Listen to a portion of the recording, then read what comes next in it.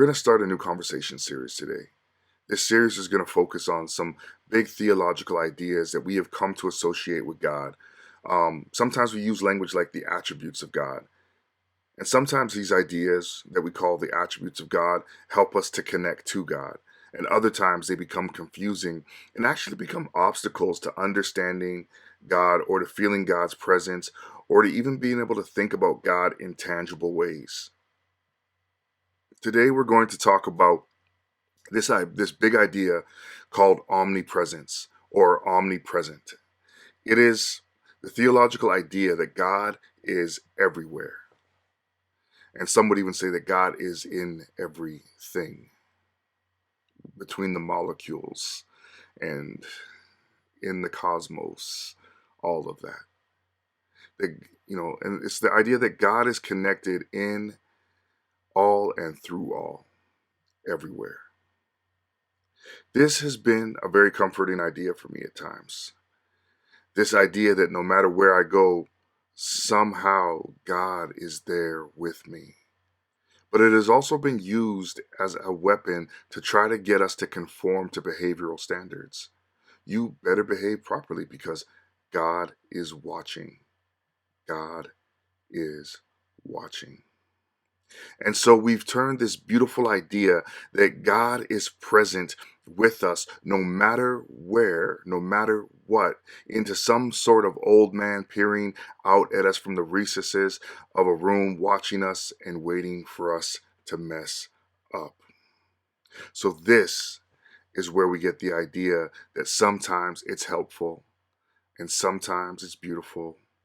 And sometimes it leads us to be in awe of God. And other times it's not helpful. Other times it's hurtful, it's confusing, and it's weaponized against us in order to get us to behave in a certain way that has been predetermined to be desirable. So today we're going to use Psalm 139 as a vehicle for us to be able to go and explore the ideas of omnipresence.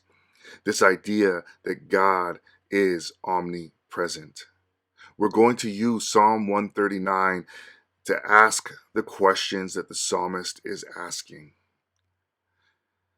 I find this psalm really interesting because the language of this psalm is used as some of the very language that has been weaponized about the idea of God being present. But in this psalm, the psalmist sees God's presence as something beautiful, as something wonderful, as something beyond magnificent. The psalmist isn't afraid of God's presence.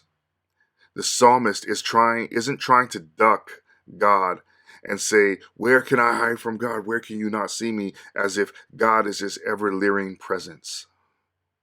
The psalmist seems to be saying, because you are ever present, because you see me, because of this, you know me in the most intimate places of my life. You know me in the places where nobody else knows me. You know me from the moment of my conception. You know me to the moment of my death. You know me.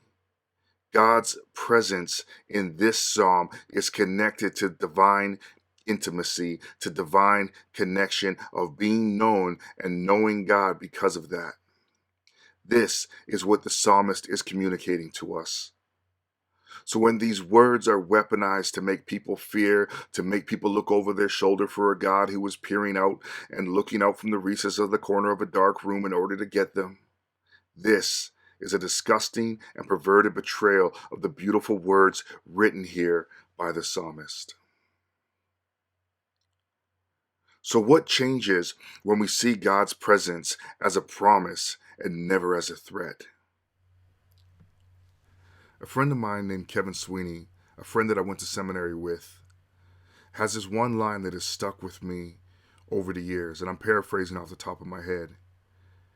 And the line is this: if God is present everywhere, if God is omnipresent, then there is no way that you can get any farther away or any closer to God. There is no way for you to be out of the presence of God. There is no way for you to somehow have messed up and that God has abandoned you. There is no way for that to happen because God is everywhere. God is with you in the midst of it all. And this was such a beautiful idea for me because this is not the way that I had understood omnipresence growing up. I had learned to fear the presence of God because God was somehow watching and waiting for me to mess up, and I messed up a lot. But my friend Kevin gave me a new key, and I think it's the same key that the psalmist is writing with as they write down these words. Where can I go from your spirit? Or where can I flee from your presence? And the answer is nowhere. The answer is nowhere. This is not a threat. This is a promise that God is fulfilling to be present with their people. Where can I go from your spirit? Where can I flee from your presence? The psalmist goes on to answer that question with all sorts of examples and concludes, I come to the end. I am still with you. I have come to the end of my life, and I'm still with you. I have come to the end of the world, and I am still with you. I have come to the end of reason, and I am still with you. I have come to the end of the cosmos, and I am still with you. I have come to the end, and I am still with you. This is where the psalmist concludes God's presence. But that isn't the only question that the psalmist is asking in this psalm. The psalmist in verse 19 seems to switch the tone of the psalm greatly. All of a sudden it goes from how wonderful is your presence, God, to now please remove the bloodthirsty, evil, and wicked people away from me. The psalmist seems to be asking a different question now. If you are present, God, why does injustice seem to exist? Why is there injustice prevailing? Why do the bloodthirsty, the wicked, the evil seem to be prevailing in this world? That is where the psalmist goes with the question of God's presence. The psalmist says, yes, you are with me, but if you are with me, why does evil exist? Why do these evil things happen? And I think that's the question that a lot of us have, right? Because the reality is that when we look out at the world, especially right now, there are so many evil things happening. We cannot explain or wrap our heads around it when it comes to the notion of God being present and these evil things are happening. God is present, then why is this happening? And I think this is the beauty of the Psalms.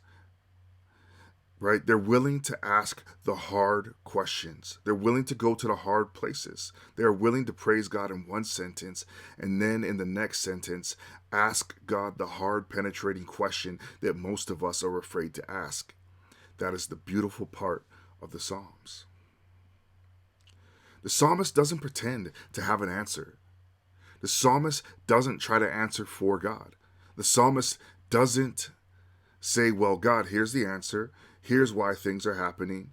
Here's the theological answer that I have come up with. The psalmist asks the question. The psalmist disrupts and disturbs the peace by asking the question, the hard question. So in this psalm, the psalmist asks one question that the psalmist answers. The psalmist asks, God, where could I go that you are not going to be there? And the answer to that question is nowhere. Then the psalmist asks another question. God, if you are present, why does evil seem to be prevailing? Why do evil and wicked people seem to be prevailing? And the psalmist goes on to ask one more question. The psalmist asks God to search within the psalmist's own heart for wickedness, search for evil, search for vileness, and to make sure that it's rooted out so that the psalmist can follow the way of God. I find this really interesting because the psalmist is complaining in one sense about evil prevailing, but the psalmist has enough introspective insight to realize that they might be prevailing as well in the same vein. They might be prevailing because there is evil in their heart. But because God is present everywhere, because God knows the psalmist so intimately, because God is present with the psalmist in a way that only God can be present, the psalmist says, please, God, search me out Let me know, reveal what is in my heart so that I can follow you into this world. It's funny because in this psalm, the psalmist moves from the wonderful presence of God to, Lord, change me if there's something corrupt inside me. But the psalmist isn't holding this over people's heads as a threat. He is offering it up as a promise of liberation. Liberate me from the evil and wickedness in this world. Liberate me from the ways that I participate in that evil and wickedness. Liberate me to follow you. So while we use this psalm to explore the idea of omnipresence, we pass through the parts that are beautiful, but we also pass through the parts that were extremely troubling for me personally. But what the psalmist does in this psalm is the psalmist doesn't see God showing up as a threat. Somehow, the idea of God waiting and watching and is out to get you was perverted from these words. But rather, the psalmist says that God is present with you, and because God is present with you, there is something in us that cannot help but call out to God to search us, to make sure that we are not participating in the evil ways in this world. Omnipresence is intimacy. It is about being known by God. It's about allowing God into the dark recesses of our hearts to search us out. The psalm and concept of omnipresence leaves us with unanswered questions. I think that as we ponder on these words together, we will have questions of our own, and they may go unanswered.